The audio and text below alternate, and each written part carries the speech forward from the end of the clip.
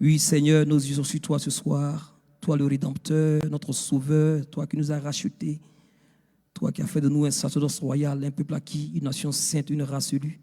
Et Seigneur, c'est en ton nom que nous sommes là. Et nous voulons te bénir encore pour ta parole.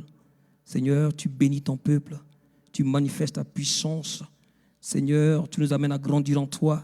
Merci parce que c'est toi qui apportes la pluie. Seigneur, cette pluie surnaturelle, abondante pour arroser ton peuple. Afin que, Seigneur, ce peuple puisse grandir en toi et te connaître, notre Dieu. Merci encore pour ta fidélité. Nous voulons déjà lier toute œuvre des ténèbres, tout ce qui est fatigue, tout ce qui est distraction. En ce lieu, dans le nom de Jésus-Christ, nous soumettons ce lieu sous l'autorité du Saint-Esprit. Dans le nom de Jésus, nous avons prié. Amen. Alléluia, gloire à Jésus. Alléluia. Soyez fortifiés. Alors, je voulais ce soir, mes frères et sœurs, encourager chacun de nous par les paroles du Seigneur. Je sais qu'à témoin, il y a tellement de choses qui se passent, tellement de situations compliquées autour de nous, peut-être dans notre famille, ou bien peut-être dans la famille de nos voisins, là où nous habitons. Mais je voulais que tu saches, en tant que chrétien, il ne faut pas te décourager à cause des circonstances que tu peux traverser, ou bien peut-être qu'un membre de famille peut traverser en ce moment. Donc, prends courage et sache que l'Éternel est Dieu. Alléluia. L'Éternel est Dieu. Même dans ta famille, sache que l'Éternel est Dieu. Alléluia. Donc, nous allons lire ensemble dans Hébreux, le livre aux Hébreux, chapitre 6, versets 9 à 20. Je lis la parole du Seigneur. Il est dit: quoique nous parlions ainsi, bien-aimés, nous attendons, pour ce qui vous concerne, des choses merveilleuses, meilleures et favorables au salut. Car Dieu n'est pas injuste pour oublier votre travail et l'amour que vous avez montré pour son nom, ayant rendu et rendant encore des services aux saints. Nous désirons que chacun de vous montre le même zèle pour conserver jusqu'à la fin une pleine espérance, en sorte que vous ne vous relâchiez point et que vous imitiez ceux qui, par la foi et la persévérance, héritent des promesses. Lorsque Dieu fit la promesse à Abraham, ne pouvant jurer par un plus grand que lui, il jura par lui-même et dit: certainement je te bénirai et je te multiplierai ta postérité. Et c'est ainsi qu'Abraham, ayant persévéré, obtint l'effet de la promesse. Or, les hommes jurent par celui qui est plus grand qu'eux, et le serment est une garantie qui met fin à tous leurs différends. C'est pourquoi Dieu, voulant montrer avec plus d'évidence aux héritiers de la promesse l'immuabilité et la résolution, intervint par un serment, afin que, par deux choses immuables dans lesquelles il est impossible que Dieu mente, nous trouvions un puissant encouragement. Nous donc, le seul refuge a été de saisir l'espérance qui nous était proposée. Cette espérance, nous la possédons comme une ancre de l'âme sûre et solide. Elle pénètre au-delà du voile, là où Jésus est entré pour nous comme précurseur, ayant été fait souverain sacrificateur pour toujours, selon l'ordre de Melchisédek. Amen. Alors, nous devons savoir, bien-aimés, que notre Dieu, il est juste. Nous devons savoir, bien-aimés, que Dieu tient ses promesses. Nous devons savoir que Dieu n'oublie pas ses enfants. Tu es un enfant de Dieu, tu as reçu Jésus-Christ comme Seigneur et Sauveur, que tu saches que Dieu n'oublie pas ses enfants. Après avoir parlé, donné des avertissements, le premier message du verset 1 au verset 8, l'apôtre ici donne un encouragement, un message d'encouragement. L'apôtre Paul parle de la foi. La foi qui a une confiance absolue en Dieu. La foi qui est la confiance absolue en ses soins pour nous. Dieu veut que nous puissions marcher par la foi. Il y a la foi absolue en sa puissance pour que nous puissions accomplir ses promesses. Et la foi absolue pour nous soutenir et exaucer nos prières. Et c'est cela la foi, mes frères et sœurs, une confiance absolue que nous plaçons dans le Seigneur. Tu es un enfant de Dieu, tu dois mettre sa confiance. Tu ne peux pas marcher avec quelqu'un que tu ne fais pas confiance. Si tu marches avec le Seigneur, il faut lui faire confiance. Et ce qu'il te promet, il peut l'accomplir. Alléluia. Et c'est ce que le Seigneur recherche. Donc l'apôtre s'attendait à de grandes choses concernant ces chrétiens d'Hébreux.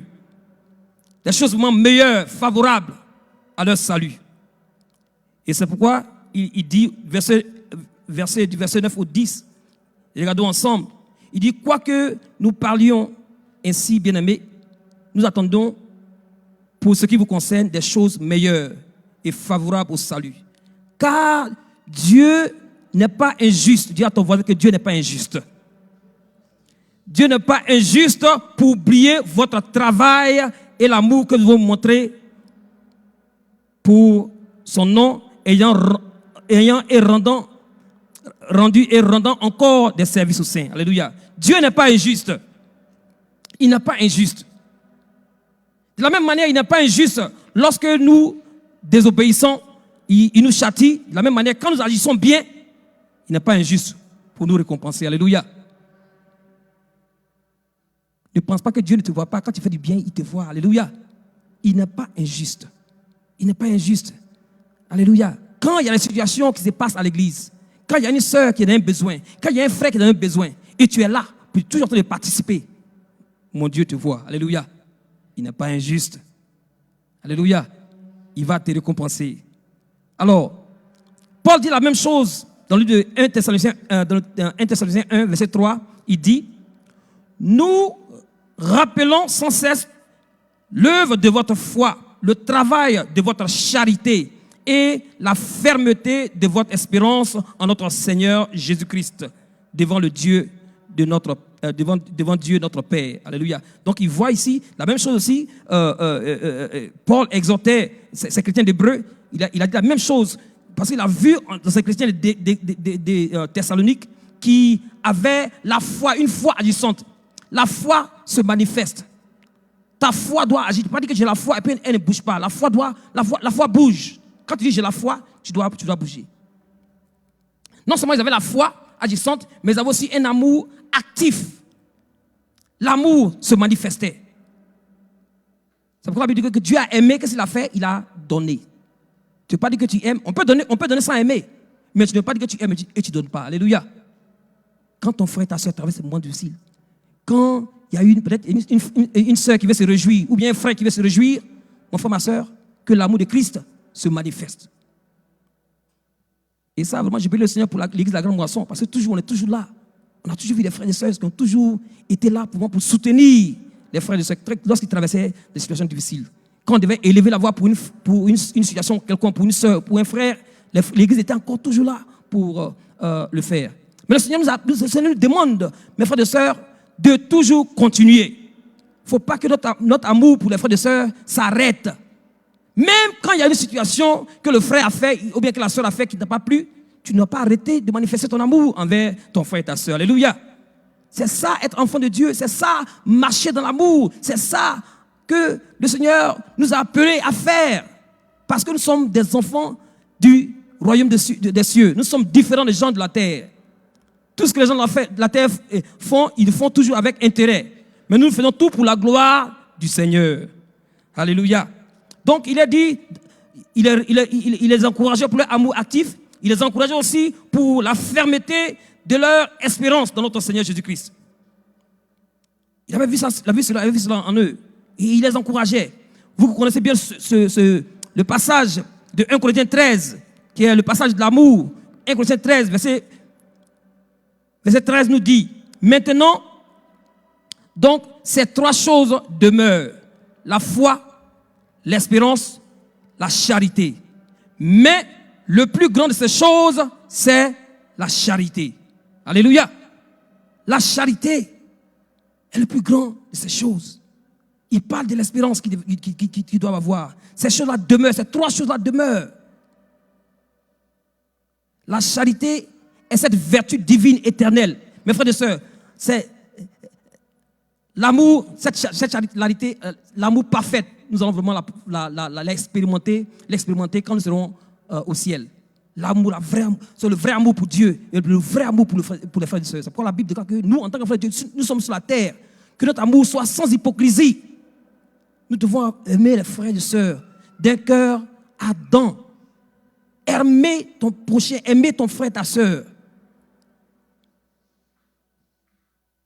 Et l'amour doit se voir dans l'église. C'est-à-dire que quand les gens viennent, les nouvelles personnes viennent, ils voient l'amour au milieu de nous, ils sont encouragés, ils veulent rester. Mais notre amour doit être dans la vérité, mes frères et sœurs. Alléluia. L'amour dans la vérité, ce n'est pas dans la fausseté. Alléluia. Le plus grand de ces choses, c'est la charité. La charité, cette vertu divine qui est éternelle. Dans 1 Jean 3, verset 14, il est dit: nous savons que nous sommes passés de la mort à la vie parce que nous aimons les frères. Celui qui n'aime pas ne demeure pas. Celui qui n'aime pas demeure dans la mort. Alléluia. Celui qui n'aime pas demeure dans la mort. Tu ne peux pas dire que tu aimes et puis bon, ta manière n'est pas. Non. Celui qui n'aime pas, il demeure dans la mort. Mais Dieu dit que nous savons. Il dit nous savons que nous sommes passés de la mort à la vie. Parce que nous aimons les frères. Tu es passé de la mort à la vie. Quand tu manifestes l'amour vers ton frère, ta soeur, cela demande que tu es passé de la mort à la vie. Parce que tu as reçu la vie. L'homme ne peut pas donner ce qu'il n'a pas reçu. Alléluia. Quand tu reçois l'amour du Seigneur, tu dois faire quoi? Manifeste aussi cet amour. Dieu nous appelle à manifester l'amour du Seigneur. Et c'est ce qu'il est dit dans Éphésiens 2, verset 10, il est dit: car nous sommes son ouvrage ayant été créé en Jésus-Christ pour de bonnes œuvres que Dieu a préparées d'avance afin que nous puissions les pratiquer. Nous les pratiquions. Alléluia. Nous devons pratiquer. C'est ça notre nature. On pratique l'amour. Tu es toujours dans l'amour. Tu agis dans l'amour. Tu penses avec amour. Tu salues avec amour. Alléluia. De tout ton cœur. Dieu nous a préparés pour ces bonnes œuvres. Et c'est lui qui produit en nous le vouloir et le faire selon son plaisir. Dieu qui produit en toi le vouloir et le faire. Et le plaisir de Dieu, c'est que tu puisses marcher dans l'amour. Aimer ton frère et ta sœur. Le voir comme Jésus le voit. La voir comme Jésus la voit. Alléluia. Marcher dans l'amour du Seigneur. Ne pas avoir des pensées négatives vers ton frère et ta sœur. Peut-être que vous avez des différentes opinions sur certaines choses. Mais il est ton frère. Elle est ta sœur. Alléluia. Parce que c'est le sang de Jésus qui coule en vous. Vous avez un même Père. Et vous avez été unis par le sang de Jésus-Christ. L'amour pour les frères et les sœurs sont des preuves que nous sommes passés de la mort à la vie. Mais si nous ne manifestons pas l'amour, il dit que nous sommes morts spirituellement. Nous sommes morts spirituellement. Regardez ce que Jésus a dit dans Matthieu 25, versets 35 à 40. Où il parle de la récompense. De la récompense des saints pour leurs œuvres au jugement dernier. Regardez ce qu'il dit. Il dit: car j'ai eu faim et vous m'avez donné à manger. J'ai eu soif et vous m'avez donné à boire. J'étais étranger et vous m'avez recueilli. J'étais nu et vous m'avez revêtu. J'étais malade et vous m'avez visité. J'étais en prison et vous êtes venus vers moi. Les justes lui répondront: Seigneur, quand avons-nous vu avoir faim? Quand avons-nous donné à manger? Ou avoir soif? T'avons-nous donné à boire? Quand avons-nous vu étranger et t'avons recueilli? Ou nu? T'avons-nous revêtu? Quand avons-nous vu malade? Ou en prison et sommes-nous allés vers toi?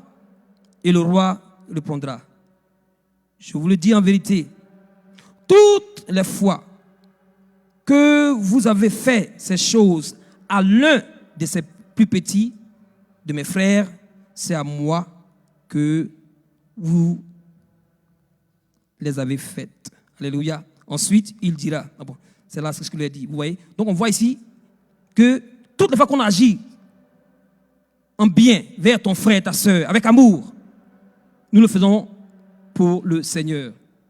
Le Seigneur voit. Le Seigneur voit. Et il dit, il va récompenser tous ceux qui agissent avec amour. Un amour vraiment sincère, un amour vrai. Et c'est pourquoi l'apôtre les fait comprendre que Dieu n'est pas injuste. Dieu n'est pas injuste. Il ne faut pas se lasser de manifester l'amour. Il ne faut pas se lasser. Il faut toujours manifester l'amour. Quand tu es même dans ton foyer, ton mari ou bien ta femme agit peut-être quelque chose que tu n'aimes pas, tu dois toujours manifester l'amour. Alléluia. C'est vrai que ce n'est pas facile, mais ce n'est pas impossible. Alléluia. C'est vrai que souvent c'est compliqué. Ton mari, tu parles jusqu'à il ne comprend pas. Ta femme, tu parles jusqu'à elle ne comprend pas. Mais le Seigneur dit, hey, reste là-bas. Il faut manifester l'amour. C'est là-bas ton plus grand challenge même. Tu te réveilles, elle est là. Tu dors, elle est là. Donc, il faut manifester l'amour. Il ne faut pas te décourager. Alléluia. Parce que l'amour change les choses. Alléluia. Tu dis que moi, vraiment, il ne faut pas te décourager. Tu dis que j'ai fait tout, il ne change même pas, il est comme ça. Bon, il ne faut même pas parler mal. Tu continues seulement à bénir le Seigneur parce que un jour, Dieu va le changer un jour. Alléluia. Dieu va la changer un jour. Il faut comprendre que la personne, elle n'est pas parfaite. Hein? Toi-même, tu n'es pas parfaite. Et puis tu veux que lui il soit parfait. Non, il n'est pas parfait aussi. C'est aussi là-bas, tout le monde va être parfait. Mais sur la terre, on n'est pas parfait. Donc on doit vraiment manifester l'amour. Mais les parents aussi avec les enfants. Ça c'est notre aussi problème. Les parents, c'est un challenge. En tout cas, j'ai béni les parents aux États-Unis. Mais ce n'est pas facile. Les enfants, vraiment, c'est casse-tête. Mais c'est le jeûne et la prière. Et tu n'abandonnes pas, tu continues à persévérer. Quand ils sont bébés, chouchou, mignon, chouchou. Mais quand ils commencent à grandir, à parler là, c'est fini. Il va à l'école, tout souvent tu ne sais même pas où il est. Tu te soucies où il est, on le cherche. Le téléphone, il voit et puis il ne prend pas le téléphone.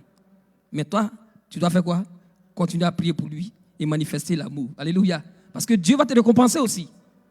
Il y a une récompense derrière l'amour quand tu fais. Il y a une récompense. Dieu récompense son amour, pour récompenser ceux qui marchent dans l'amour du Seigneur. Alléluia. Et c'est à cela que nous sommes appelés, mes frères et sœurs. Nous sommes appelés à marcher dans l'amour du Seigneur. Jacques 2, 26 dit, comme le corps sans âme est mort, de même que la foi sans les œuvres est morte. Le corps sans âme est mort. La foi sans les œuvres est morte. Donc ta foi tu dois une foi vraiment une foi vivante. En manifestant l'amour, en manifestant ces œuvres bonnes que le Seigneur nous a appelés à faire. Et c'est nous tous. Ce n'est pas seulement un groupe de personnes, mais c'est tout. Dans le groupe des femmes, dans le groupe des hommes, dans le groupe des jeunes, avec les responsables, ensemble, nous manifestons l'amour du Seigneur. Dieu n'est pas injuste pour oublier l'activité que nous déployons par amour pour lui. Parce que tout ce que nous faisons, nous le faisons pour le Seigneur. Alléluia. Dis-toi que tout ce que tu fais, que ce soit à la maison avec ton mari, avec tes enfants, mais dans l'église, même dehors, tout ce que tu fais, tu le fais pour le Seigneur. Tu le fais pour le Seigneur. Ce n'est pas pour qu'on te regarde, mais tu le fais pour le Seigneur. Alléluia. Parce que c'est à lui toute la gloire. Regardez ce que Proverbe dit. Proverbe 19, verset 17 dit, celui qui a pitié d'un pauvre prête à l'Éternel, qui lui rendra selon son œuvre. Alléluia. Dieu ne prend pas crédit, mais il paye. Quand tu agis bien, il te récompense. Donc, il ne faut pas se lasser de faire du bien. Il faut marcher dans l'amour du Seigneur.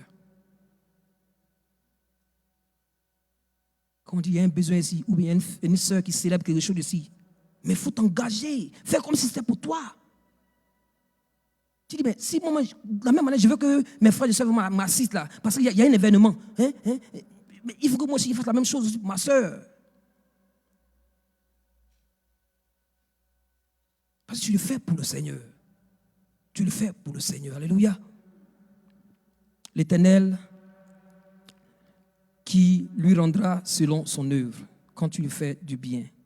Matthieu 10, verset 42 dit, et quiconque donnera seulement un verre d'eau froid à l'un de ses petits, parce qu'il est mon disciple, je vous le dis en vérité. Quand Jésus dit que je vous le dis, il dit, ça veut dire que sois sûr.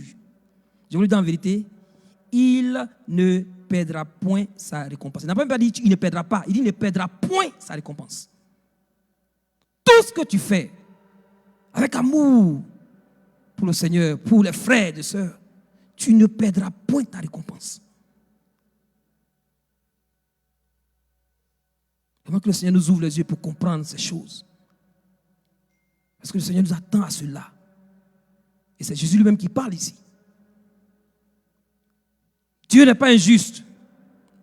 Il n'est pas injuste pour oublier l'activité que nous faisons.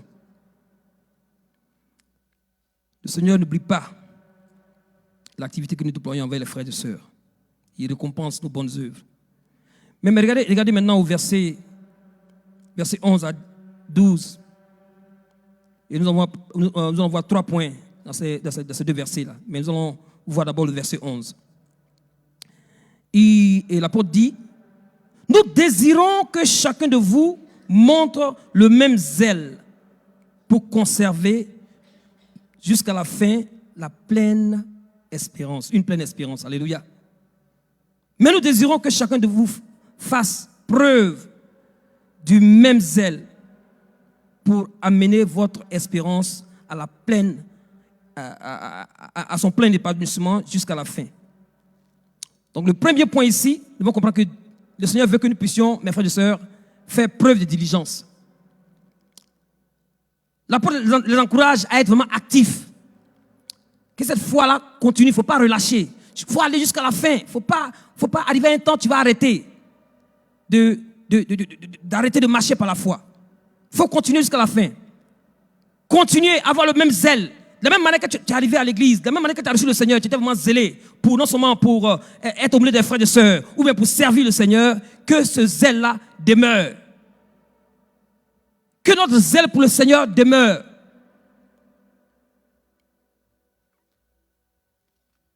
Continuer avec zèle et ne pas être négligent. Il y a beaucoup de chrétiens qui sont négligents. Arrivé à un certain temps, à cause de cette situation, ils commencent à négliger. À négliger de se rencontrer avec les frères et sœurs, de négliger la réunion des femmes, négliger la réunion des hommes. Il y a une négligence qui vient. Mais le Seigneur nous appelle, mes frères et sœurs, à être diligents. Que chacun de vous fasse preuve du même zèle.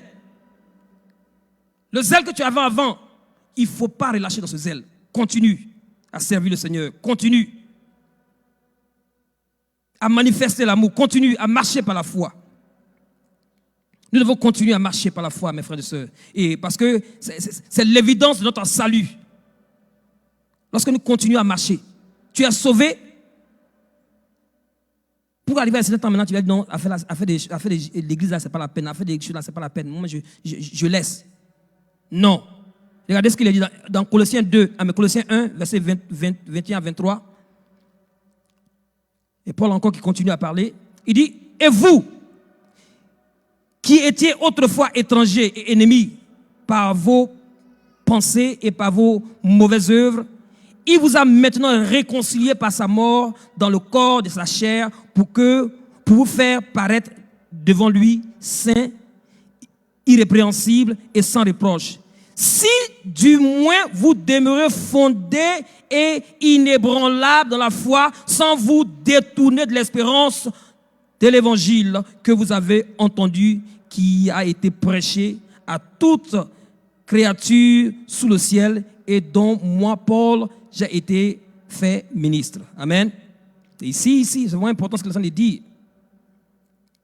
Tu étais étranger et ennemi de Dieu par tes pensées, par tes mauvaises œuvres.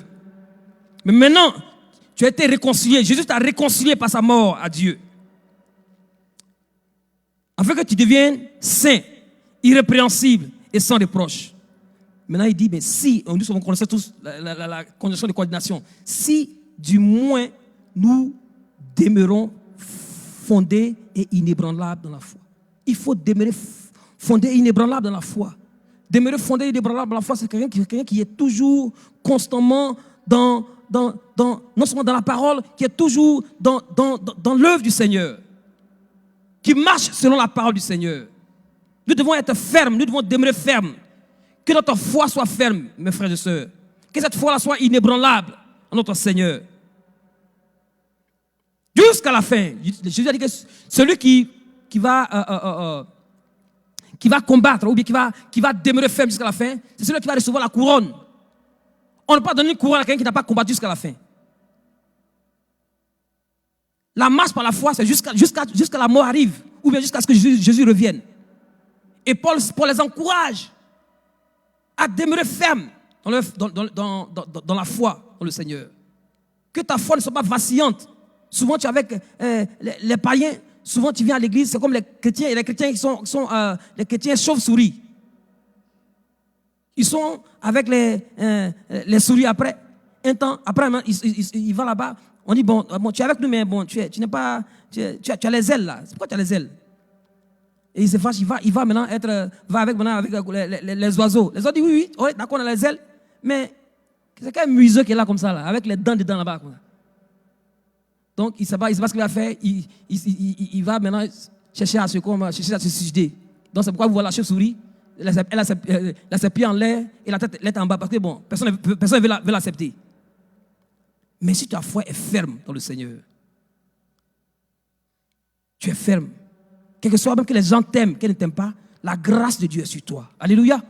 La faveur de Dieu est sur toi. Elle t'accompagne partout où tu veux. Et cette faveur va t'ouvrir des portes. La Bible dit que c'est Dieu qui dispose même tes ennemis en ta faveur. Pourquoi? Parce que tu te abandonnes entre les mains du Seigneur.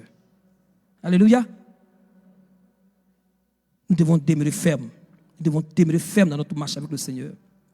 Et Paul ici, il a dit d'avoir le même zèle. D'avoir le même zèle. Demeurons fondés et inébranlants dans notre foi, bien-aimés. Et continuons.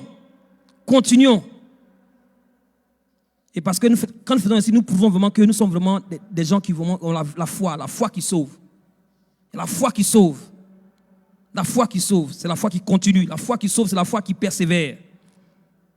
Et c'est vraiment la preuve de la réalité de notre foi en Jésus-Christ, quand tu persévères. Dans Hébreux 10, verset 38 à 39, il est dit, « Et mon juste vivra par la foi. Mais s'il se retire, mon âme ne prend pas plaisir en lui.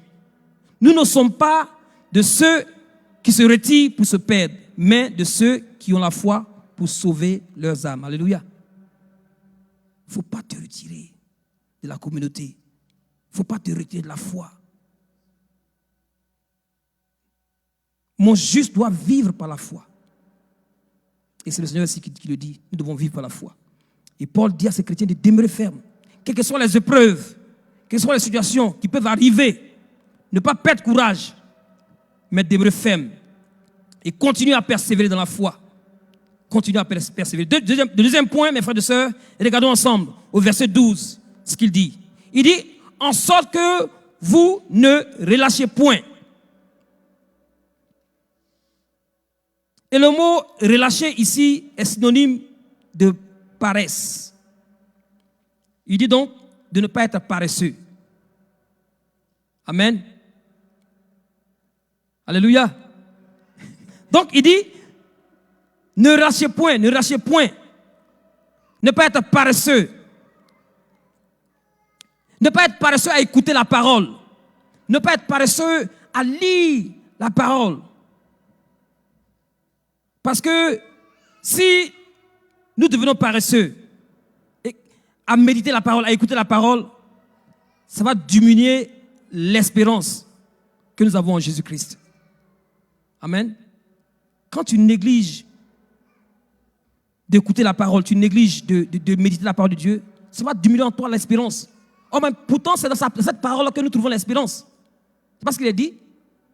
Regardez ce qu'il a dit dans Romains 15, verset 4. Il a dit quoi? Paul dit ici, « Or, Tout ce qui a été écrit d'avance l'a été pour notre instruction, afin que par la patience et par la consolation que donnent les Écritures, nous possédions l'espérance. Amen. Si tu es paresseux à lire la parole de Dieu, tu es paresseux à écouter la parole de Dieu, ça va diminuer en toi l'espérance que tu as en Jésus.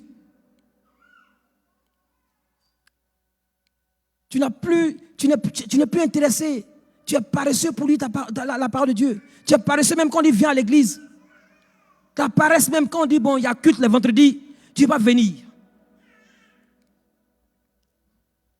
Le Seigneur dit non. On ne doit pas relâcher. Il ne faut pas relâcher. Ne relâche pas dans ton amour. Ne relâche pas dans ton service. Ne relâche pas dans la communion fraternelle. La Bible dit que l'église primitive persévérait dans l'enseignement des apôtres, dans la fraction de pain et dans les prières.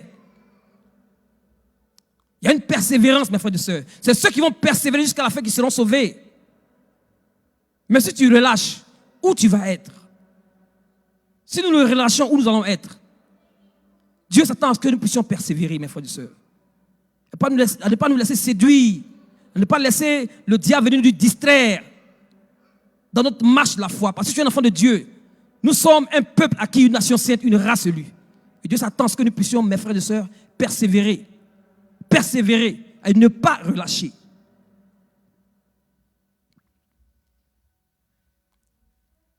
Parce que si nous devenons paresseux à méditer la parole et à écouter la parole de Dieu, ça va diminuer l'espérance de Dieu en nous. Et c'est d'autres choses qui vont prendre la place. Vous savez, on dit que la nature n'aime pas le vide. La nature n'aime pas le vide. Parce que quand tu laisses quelque chose vide, là, il y a toujours quelque chose qui va chercher à rentrer dedans. Si Dieu n'est pas dedans, qu'est-ce qui va se passer? Le diable va venir prendre la place. Ce sont deux choses. Si tes pensées ne sont pas remplies de la parole de Dieu, qu'est-ce qui va venir? Le diable va envoyer ses pensées. Et c'est ces pensées qui vont te conduire. Et c'est pourquoi on doit faire attention. On doit faire attention, mes frères et sœurs. Nous devons être connectés à la vérité de la parole de Dieu. Ne pas être paresseux à lire la parole, à écouter la parole. Le manque d'attention à l'écoute de la parole de Dieu diminue notre espérance de salut. Moi, je n'ai pas vu un chrétien vraiment qui est plein d'espérance et qui ne lit pas sa Bible. Il est plein d'espérance dans les promesses du Seigneur. En tout cas, le Seigneur est bon. Hein? Le Seigneur est bon, mais il ne prend pas le temps même de lire la parole de Dieu. Non, si tu es plein d'espérance pour le Seigneur, il faut avoir le temps de lire la parole. Il faut avoir le temps de venir. Quand il y a réunion de choses de prière, viens écouter la parole. Parce que tu es plein d'espérance. Parce que c'est ça qui t'attire. C'est ça ta motivation. Tu attends quelque chose. Tu as une espérance. Tu vas quelque part. Mais tu ne peux pas être plein d'espérance et tu n'as pas le temps de lire la parole de Dieu.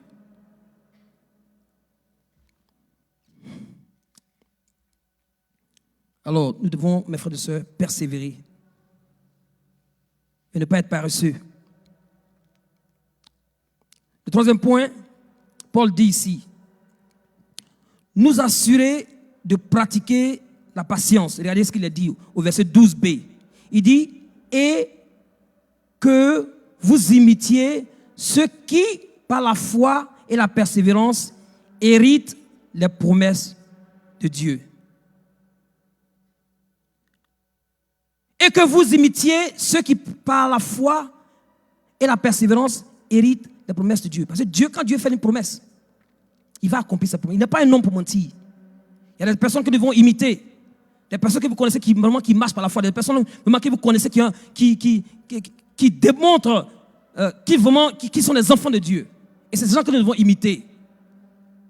Pour le bien de notre foyer, pour le bien de nos enfants, pour notre bien-être. Il y a des personnes que nous devons imiter. Regardez autour de vous. Et imitez ceux qui, par la foi et la persévérance, héritent des promesses. Nous devons être patients et attendre la promesse du Seigneur. Comme Abraham. Vous savez que Dieu a promis à Abraham qu'il allait avoir un enfant. Dieu Dieu a promis à Abraham. Donc Abraham attend. 1 an, rien ne passe. 2 ans, rien ne se passe. 3 ans, rien ne se passe. Abraham attend jusqu'à... Mais qu'est-ce qui se passe? Il commence à dire, il est arrivé maintenant près de 100 ans. Il est arrivé à la situation où même, il était même incapable de pouvoir... Tout était devenu vraiment compliqué. Et Sarah aussi, elle avait passé la ménopause. Regardez ce qu'il a dit dans Romains 4, verset 17 à 21. Regardez ce qu'il a dit. Il a dit, comme le dit l'Écriture, je t'ai établi pour être le père d'une multitude de peuples. Placé en présence de Dieu, il mit sa confiance en celui qui donne la vie aux morts et appelle à l'existence ce qui n'existe pas. Alors que tout portait au contraire, il a eu confiance pleine d'espérance. Ainsi, il est devenu le père d'une multitude de peuples, conformément à ce que Dieu lui avait dit. Tes descendants seront nombreux. Bien qu'il considéra son corps qui était comme mort, il avait presque 100 ans, et celui de Sarah, il ne pouvait plus donner la vie. Sa foi ne faiblit pas. Au contraire, loin de mettre en doute la promesse et de refuser de croire, il trouva sa force dans la foi et reconnaissait la grandeur de Dieu et étant absolument persuadé que Dieu est capable d'accomplir ce qu'il promet. Alléluia. Dieu est capable d'accomplir ce qu'il promet. Quand tu reçois le rhéma de Dieu dans une situation quelconque et Dieu t'a parlé, tu sais que Dieu t'a parlé. Mais ce qu'il a dit là, que tu as écrit, sache qu'il va accomplir cette promesse. Alléluia. Et Dieu a fait avec Abraham. Alors c'est pourquoi nous devons croire aux promesses du Seigneur. Nous devons croire, mes frères et sœurs, ne pas douter, ne pas avoir le doute dans nos cœurs. Quelles que soient les circonstances que nous traversons, nous ne devons pas douter. Si Dieu t'a promis quelque chose, il va le faire. Ce que sa parole dit, il est capable d'accomplir ce que sa parole dit. Et c'est pourquoi nous devons demeurer fermes dans sa parole. Parce que quand Dieu veut faire quelque chose, il envoie sa parole. Il envoie sa parole. Vous vous rappelez, dans l'Ancien Testament, on dit, et la parole fut adressée à qui? Élisée. La parole fut adressée à cette personne. Et quand Dieu envoie sa parole, il accomplit. Parce que derrière la parole de Dieu, il y a une puissance derrière la parole de Dieu. C'est pourquoi l'enfant de Dieu ne doit pas négliger la parole de Dieu. Parce que derrière sa parole, il y a une puissance. Il ne faut pas négliger la parole. Parce que la parole de Dieu est capable de transformer ta vie si tu t'abandonnes totalement et entièrement à cette parole. Il ne faut pas négliger la parole de Dieu. Il ne faut pas être paresseux à la méditer, à l'écouter. Au lieu d'écouter des chansons du monde, mais prends le temps d'écouter les choses qui vont te faire grandir dans la foi. Parce que les deux choses qui vont t'influencer sur cette terre, ce que tu regardes et ce que tu entends. En tant que jeune, en tant qu'homme, tout ce que tu regardes influence tes pensées. Tout ce que tu entends influence tes pensées. C'est pourquoi nous devons faire attention aux choses que nous regardons et aux choses que nous écoutons. Parce que nous sommes des enfants de Dieu, on doit vraiment faire attention, consacrer nos yeux et consacrer aussi nos oreilles. Pourquoi? Parce que nous voulons grandir de la foi.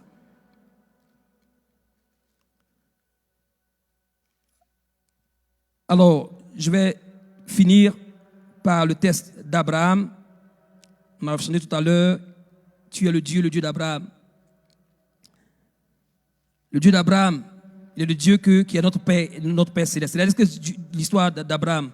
Quand Dieu avait parlé à Abraham dans Genèse 22, versets 15 à 19. Et nous allons prier. Genèse 22, 15 à 19, il est dit, l'ange de l'Éternel appela une seconde fois Abraham des cieux et dit, je le jure par moi-même, parole de l'Éternel, parce que tu as fait cela et que tu n'as pas refusé ton fils, ton unique, je te bénirai.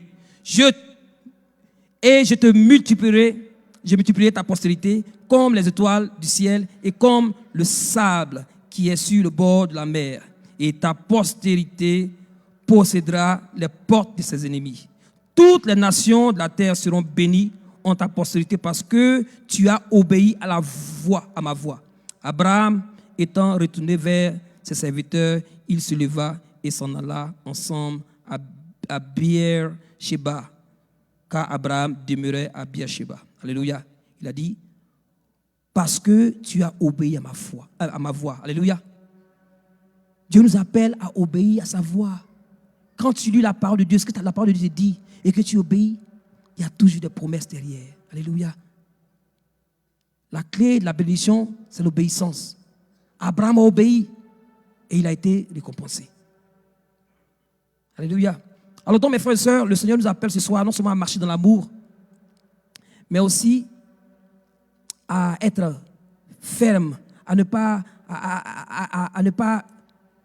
mes frères, rétrograder, mais à toujours avancer avec lui. Avancer. Il nous appelle aussi à être des gens qui ne sont pas paresseux, mais nous devons être toujours, mes frères et sœurs, dans l'action, laisser le Saint-Esprit nous conduire. Il nous appelle aussi à être patients. Dieu qui tient la promesse, Dieu qui fait la promesse est capable aussi de l'accomplir. Et nous devons être encouragés par ces paroles, mes frères et sœurs. Sois encouragés parce que Dieu veut faire de grandes choses dans ta vie. Il veut faire de grandes choses au travers de ta vie. Et c'est pourquoi tu dois t'accrocher en sa parole. Alléluia. Alors nous allons nous lever pour prier. On va se tenir debout, s'il vous plaît, bien-aimés, dans la présence du Seigneur.